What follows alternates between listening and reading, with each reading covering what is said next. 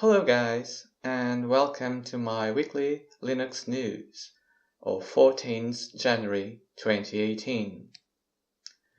So let's start with the first one, which apparently it's a very nice one.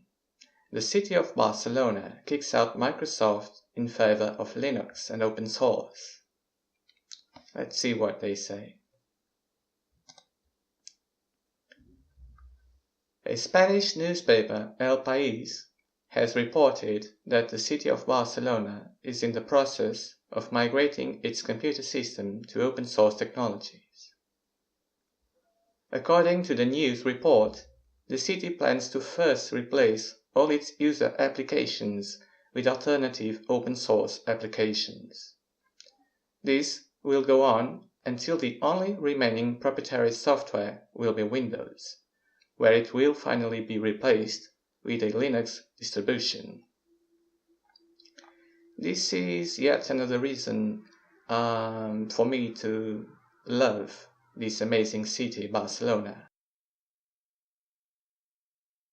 They also mention that Ubuntu is the choice for Linux distributions.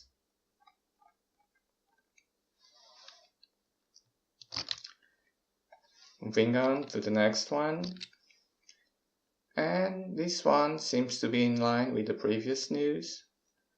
The Russian Defense Ministry may transfer all computers to Russian software.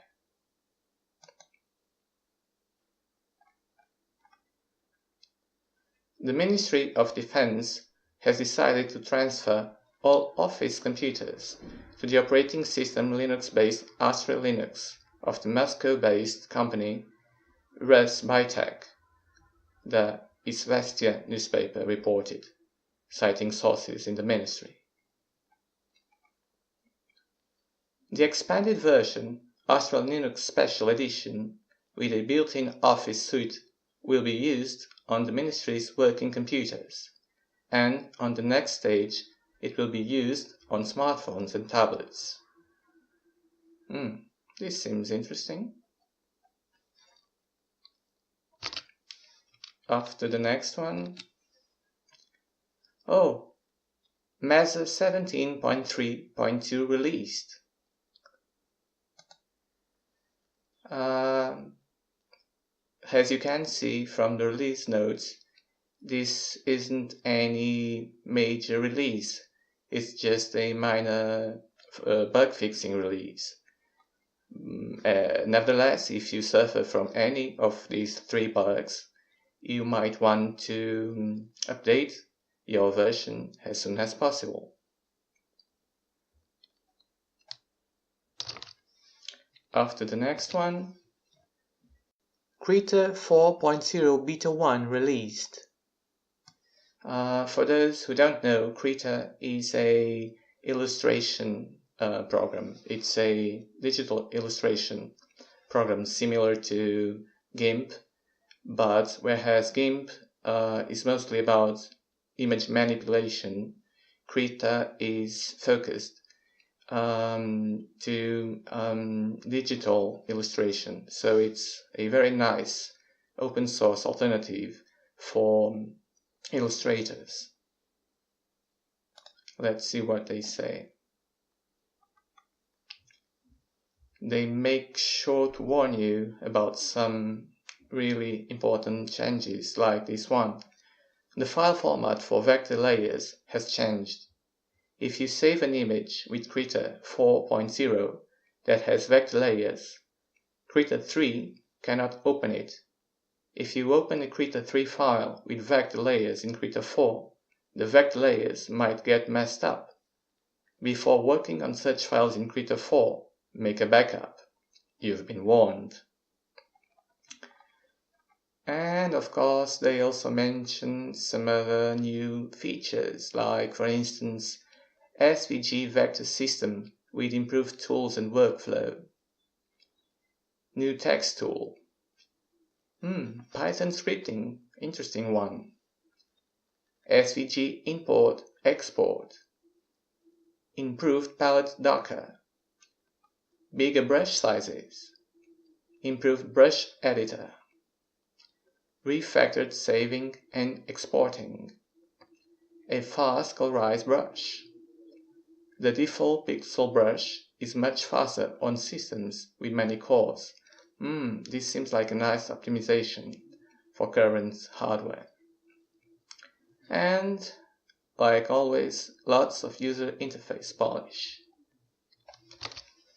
Moving on to the next one. Tails 3.4 released. And again, for those who aren't familiar with Tails, Tails is a Linux distro which is focused on security and privacy. So I suppose they've all been very busy these last days after Meltdown and Spectra.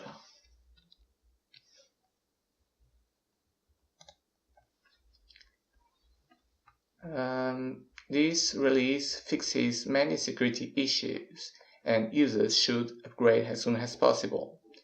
In particular, Tails 3.4 fixes the widely reported Meltdown attack and includes the partial mitigation for Spectra.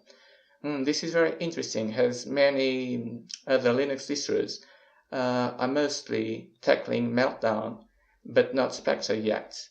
And they mention that they are also, at least partially, mitigating Spectra. I suppose they're using Redpoline, although I haven't confirmed that.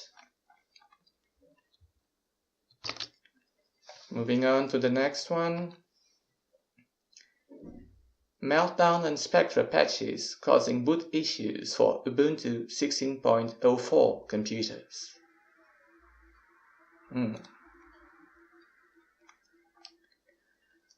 Ubuntu Kernel 16.04 users who updated to receive the Meltdown and Spectra patches are reporting they are unable to boot their systems and have been forced to roll back to an earlier Linux kernel image. The issues were reported by a large number of users on the Ubuntu forums, Ubuntu's Launchpad bug tracker, and Reddit thread. Only Ubuntu users running Kernel 16.04 series appear to be affected. Well, as far as I know, Ubuntu has already addressed this one. And the next one, and final one, the Linux kernel mailing list is down. Whoa. And as you can see on this tweet, Jasper Spahn says, "Yep, I'm very aware. The site's backend is hosted on a machine at home, which is waiting for someone to enter a deluxe passphrase after a power outage while on vacation. I should be back home and lkml.org back up on Saturday evening." Let's see if it's already back on. Ha! No, it isn't. LKML is down. And there's a fancy cat here. What started out as a power outage while I was on vacation became a larger issue as the main board in that computer appears to be broken. Not wanting to let you wait for a spare part to arrive, I'm currently busy copying over all data to a VPS and getting things working from there. The rsync is progressing slowly, having copied over the first 50% in 3 hours. Please check back later for status updates. Well, this was probably the funniest news I presented you today. And that's it, guys. As always, use Linux long and prosper.